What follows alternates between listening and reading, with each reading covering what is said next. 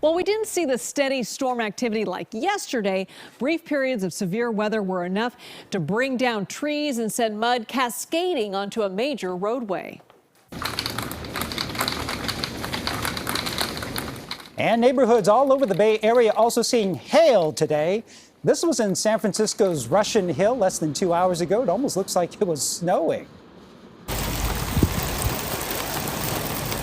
And this is video of hail falling in Saratoga this afternoon. You can actually hear how hard it's coming down. There was also some thunder in the area around the same time. All right, let's take a live look outside right now. Still some ominous clouds hanging around in some spots, but in others, you can also see that blue sky just barely peeking through there. So let's check in with First Alert Chief Meteorologist Paul Hagan tracking these unusual conditions. So the question is it over? It's not quite over yet, but the end is in sight. There is light at the end of the tunnel, and it's not an oncoming train. So let's take a look at what things look like outside right now. Looking to the east from Salesforce Tower, and another curtain of rain is moving over the Bay Area and the eastern span of the Bay Bridge. Let's take a look at First Alert Doppler, and it's still lit up with numerous showers and some locally heavy downpours. There is that downpour that we just looked at over the eastern span of the Bay Bridge, extending over into Oakland.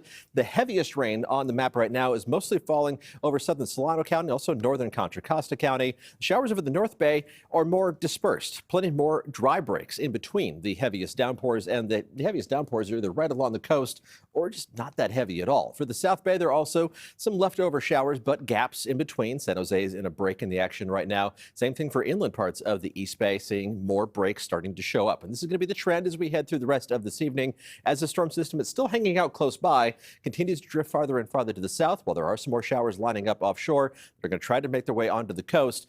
Eventually, everything is going to wind down. Futurecast, as we track it through the evening and into tonight, shows the showers lingering until about midnight or so. But after that point, we are going to see things really heading in a drier direction, and we should see the last of even the sprinkles shutting down before the sun comes up on Thursday morning.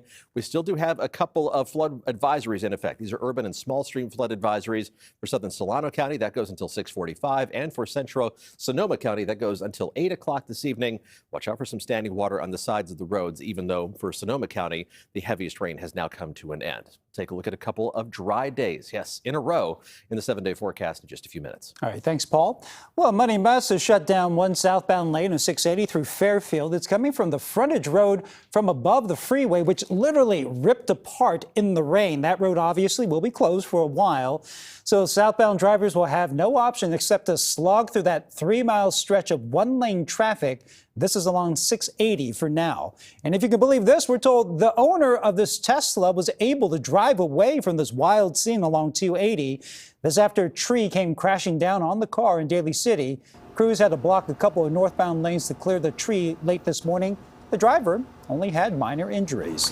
In Menlo Park, another crew was busy cutting up a large tree that came down right between two homes, damaging both of them. One of the homeowners says he was inside when it happened yesterday afternoon and says the tree lifted his garage about a foot off the foundation. He says the tree is about 100 years old, but otherwise looked really healthy. We spoke to an arborist today who told us even the strongest winds strongest trees are struggling right now. Yeah, well, it's not so much what we're doing wrong as what the conditions are that have set us up for this. You know, 3 years of extreme drought have stressed trees across California. You combine that with high winds, it's tough even for a strong tree to survive. Now, fortunately, nobody was hurt, but both homes have been red tagged until the damage can be fully assessed. And Liz, despite a few more trees coming down today, we're not seeing a whole lot of problems on the PG&E outage map. Just a few minor trouble spots down in the South Bay.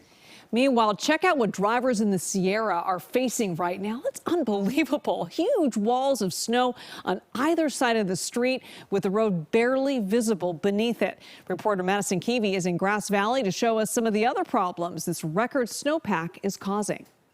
We see the snow and then we see the problems. I'm standing directly in front of what was Restore. This is a store through Habitat for Humanity made of metal.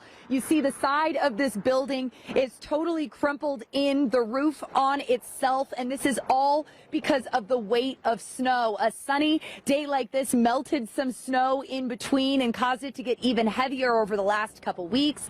This is something I'm told in Nevada County has happened at least several several times. A lot of work, a lot of shoveling. It's been a little tough with power outages. A lot of work due to a lot of snow. On rooftops and trees, there's feet of snow blanketed over the Sierra, a historic amount. At the UC Berkeley Central Sierra Snow Lab, the 700-inch mark was passed with another more than 20 inches in the last day. That's nearly 60 feet of snow. Now back to the work. The City of Grass Valley Fire Department's call volume is way up, and the calls take longer as crews work to access areas that haven't been dug out or cleared. In its beauty, this much snow can be dangerous. We don't typically see this amount of accumulation. We've seen a lot of downed trees, down power lines, trees into homes and structures. Now I'm told here in Nevada County, collapses because of snow on buildings like this has become pretty common over the last few weeks, and that the local fire department here says that their call volume is way up. Now, Governor Newsom is pressing for federal disaster aid for some of the state's hardest hit counties. He asked President Biden to declare a major disaster for communities like Pajaro, where 2,000 people had to flee their homes after the levee broke earlier this month. Now, those flood victims can now apply for help at a new assistance center. It opened today at the Veterans Memorial Hall in Watsonville. It will stay open through April 7th to help people apply for aid and replace lost records. Meantime, Santa Cruz County is closing 2 recovery centers it opened to help victims of the late December and January storms. Tomorrow is the last day the locations on Ocean Street in Santa Cruz and Main Street in Watsonville will be open. Stay with us for continuing First Alert weather coverage. You can find us anytime on KPIX.com or streaming on the CBS News Bay Area app.